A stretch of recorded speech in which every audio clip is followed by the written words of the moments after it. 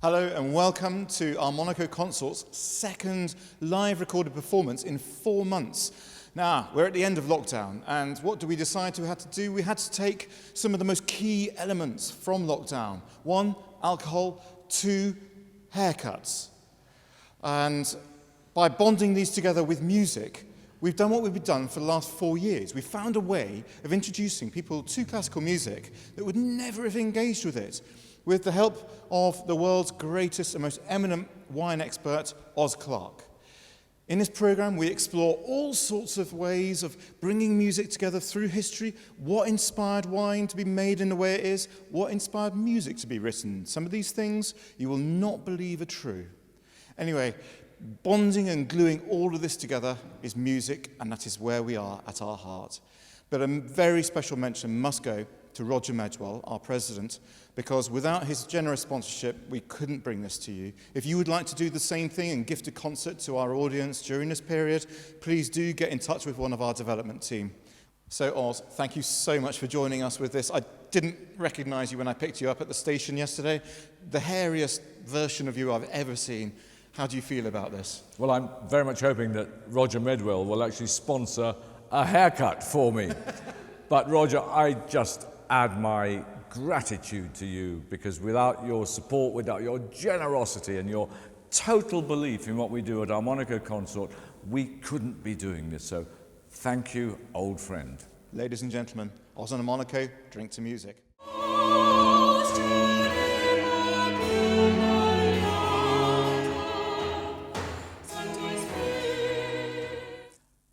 The link between religion and wine was established in antiquity, and these two strands are most pleasingly intertwined in our final stop, South America. Jesuit missions established throughout the continent in the 16th century needed to grow their own wine. Clearly, it was a requirement for Holy Communion. Hence, the earliest grape variety used for winemaking in these regions was called, and is still called, the mission grape. Spanish colonizers like Cortes in 1521 had attempted to establish vineyards as well, but their success was sporadic. And the Spanish monarchs didn't help. As far as they were concerned, the whole point of having colonies was that they were supposed to drink the wines of the motherland Spain, which they paid for with galleons full of gold, and not to grow their own. And in order to protect the trade in wine grown back in the mother country, King Philip II and his successors ordered vines to be dug up and destroyed in the colonies every 10 to 15 years, except in the missions. So, thank God for, well, God. On the missions, religion and cultivation were combined, with processions of singers and musicians accompanying the workers each morning on their way to the vineyards. And here's what that morning commute may have sounded like. Oh,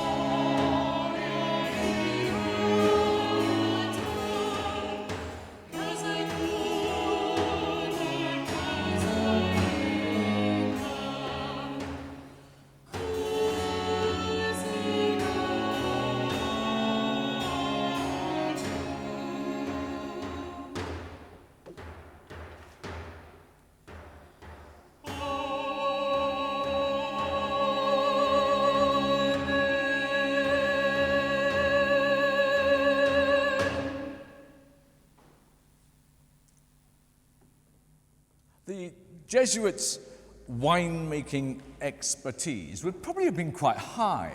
Indeed, after they were viciously expelled from the American continent following a decree of King Carlos III in 1767, wine production fell off alarmingly, and it never really recovered until late in the 20th century. So, relatively speaking, this locally produced Jesuit wine would probably have been of pretty good quality. But relative to what? The protectionist antics of the Spanish monarchs were necessary because Spanish wine was pretty dreadful. And that's when you're drinking it in Spain. We're talking about South America here. So the big problem is transportation. Spain didn't have any glass bottles in the 17th century. Spain didn't have any oak barrels. But what Spain did have was large amounts of pigs and cows, which they ate. But when you've finished eating one, you've got this great big skin left. So if you scrape out the innards and brush some tar over any of the bits that look like springing a leak, you turn it upside down, you fill it full of wine, you sew it all up, voila! The perfect receptacle for transporting wine. We are talking about quite rudimentary wine production here, so oxidation would have begun pretty much instantaneously. So any residual lung or testicle remaining in the guts of the animal would merely add a certain je ne sais quoi to the rapidly advancing rancidity. But we're still in Spain. Okay, it might take 3 weeks for me to get to a port like Cadiz in the southwest. So that's 3 weeks in my pigskin. There, Cadiz to Buenos Aires. Well, shove it in a boat. That normally takes 3.5 to 4 months in those days, rocking and rolling in the bilge of a boat as it creeps across the equator. So we finally get to Buenos Aires. Out comes my pigskin from the bilges, onto the dock, onto the back of another donkey or a mule. Okay, it's another 4 to 6 weeks by donkey to the Andes, and then off you go in the heat of the midday sun, this lovely stuff quietly boiling away in its pigskin. You get to the Andes, it's still another 6 weeks to finally get up to the great high spots where the colonial governors were all hanging around, desperately anticipating the arrival of their Christmas booze after a 6-month wait. Oh, and there he is. He's uncorking a skin of the foulest, most rancid, vinegary, lukewarm grape and pig gut soup. Well, that's put me in the mood for a nice glass of red. That's, of course, if I can stomach anything from South America. Of course I can. But I can assure you that this wine was aged in wooden barrels and it was transported to Britain in a glass bottle. Any flavors reminiscent of pig gut are purely coincidental. And it comes from Chile. Now, very early on, it was clear that Chile would be the best wine producer in the Spanish colonies if the kings of Spain allowed it. The Spanish arrived there in about 1541, that's 20 years after Cortez got to Mexico, and they discovered beautifully cultivated, fertile, expertly irrigated fields being run by the local Indians. Perfect for vineyards, they said. And that is what they quickly became. The trouble is that the wine was too good. Word got back to Spain that the Chileans were selling their own wine to Peru. That wasn't allowed. And so the orders from Spain came out to rip up the vines. And at one time, in 1620, in 1628, in 1631, in 1641, in 1654, it never stopped. Rip up the vines. It never stopped But nor did the vineyards, until in 1774, Spain ordered its usual vine destruction, but it also forbade any non-Spaniards from visiting Chile, and no non-Spanish ships were allowed to dock in Chile. It was never going to work, and it's been cited as one of the main reasons behind the Chilean independence revolution in 1810. And now, Chile's gone back to the old ways of supremely well-organized, fertile, expertly irrigated vineyards for over 1,000 miles of its 2,670-mile length. And the chief grape is the Cabernet.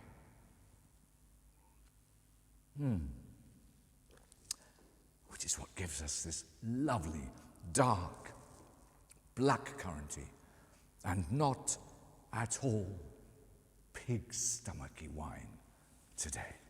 Well, I'm sure our audience is having a wonderful time with that delicious, fruity Chilean red.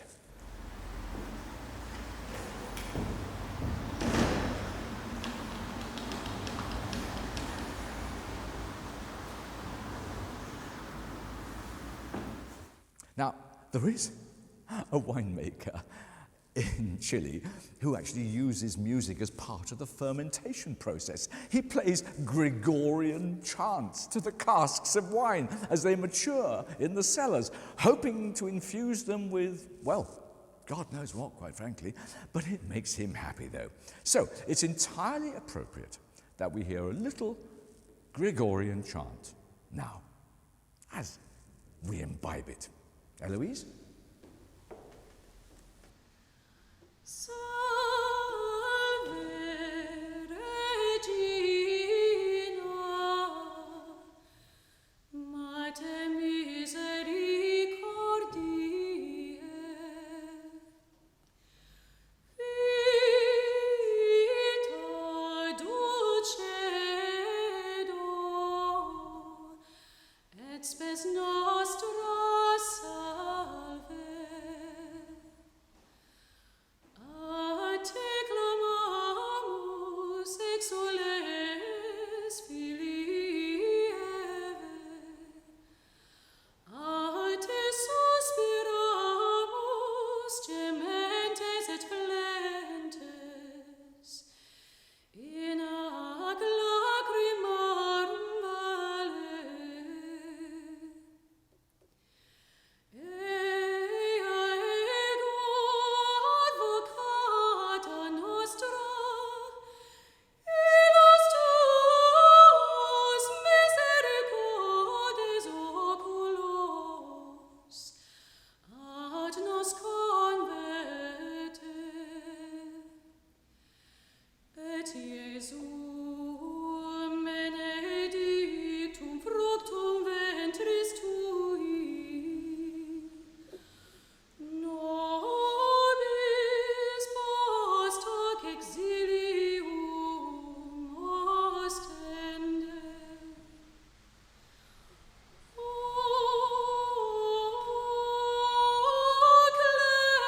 clemens, O pia, O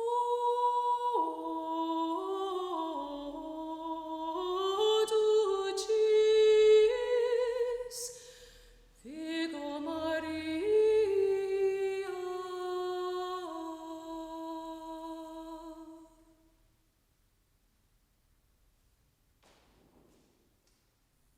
I would like to round off our entertainment with an obscure tale. This tale concerns the life of the Italian violinist Stefano Carbonelli. His life draws together so many of the strands that we've been discussing. He was born in Ferrara, and he traveled to Rome and Venice to study, and by a circuitous route he ended up working in the Drury Lane Theatre in London under the baton of one George Friedrich Handel, with whom he collaborated on several great oratorios, including Samson, which we heard an excerpt from earlier. And then he abruptly retires from music to pursue a more honourable profession. Yes, he becomes a wine merchant, and his ascent is so meteoric that he ends his days as purveyor of wines to His Majesty King George III of England. And upon his retirement, a noble poem is penned and set to music by Dr. Benjamin Cook, the choirmaster of Westminster Abbey, as a duet for soprano and alto. And the text is rather apt. Let Rubinelli charm the ear and sing as erst with voice divine. To Carbonelli I adhere, instead of music, give me wine. But yet, perhaps, with wine combined, soft music may our joys improve. Let both together then be joined, and feast we like the gods above. So, we're right back where we began. Clark Smith's theory of improving wine with music, but proposed 300 years earlier. Let Rubinelli charm the ear and sing as erst with voice divine.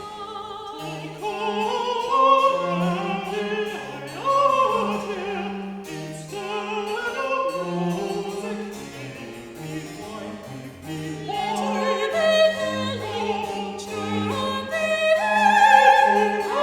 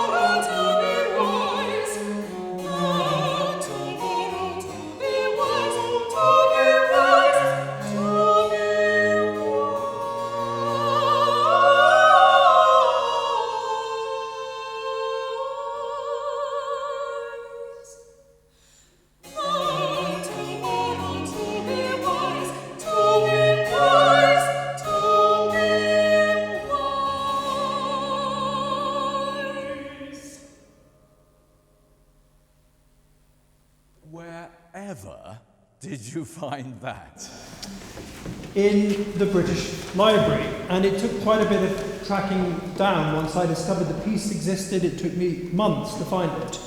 And there it was, in a manuscript bound together, tied, crusty, clearly hadn't been touched for tens, perhaps a few hundred years. And it's very exciting, I think, to feel that rather like a vintage wine that has been laid down and we're just uncorking, we're giving this piece a fresh performance. This may be its first modern performance. So exciting. Yes. Well, I sort of feel we need to end the show with something a bit more fruitier, a bit more vivacious, something a bit more South American. Okay.